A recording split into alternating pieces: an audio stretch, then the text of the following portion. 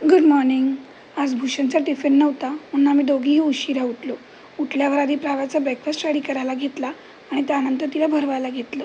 भरवताना तिला काल बाजूच्या ताईंनी हे गिफ्ट दिलं होतं ते ओपन करून दिलं आणि प्राव्याने ब्रेकफास्ट सोडून तेच सगळं तोंडात घालायला सुरुवात केली आणि तिला कोणतीही गोष्ट भेटली की ती तोंडातच घालते. तिचं सगळं आवरल्यावर तिला हाय चेअरवरच बसवलं आणि मी लादी पुसून घेतली. आज लंचमध्ये तिच्यासाठी मी मटर पुलाव केला. त्यासाठी कुकरमध्ये 2 चमचे तूप घालून त्यावर थोडंसं जिरं, कांदा, थोडीशी हळद, थोडंसं लाल तिखट घातलं. सगळं छान फ्राय करून घेतलं. त्यावर थोडेसे वाटाणे आणि बटाटे घातले आणि अर्धी वाटी तांदूळ धुवून घातले. त्यानंतर त्यात अर्धा ग्लास पाणी घालून छान कुकरला 3 ते 4 शिट्या येईपर्यंत शिजवून घेतलं. मी जेवण बनवत होती तेवढ्यात प्राव्या उठली म्हणून काय तिला घेऊनच मला जेवण बनवावं लागलं, कारण तिला खाली ठेवलं की ती लगेच उठायची. त्यानंतर ती उठल्यावर जेव्हा तिला भरवायला घेतलं तेव्हा मम्माने कालचं डेकोरेशन अजून काढलं का नाही म्हणून तिनेच ते काढायची जिम्मेदारी घेतली.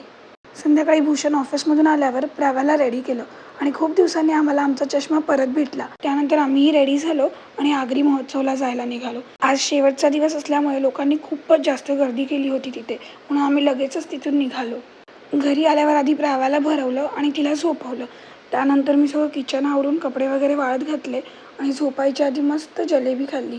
आय होप तुमचाही दिवस छान गेला असेल. पुन्हा भेटूच उद्याच्या व्लॉगमध्ये.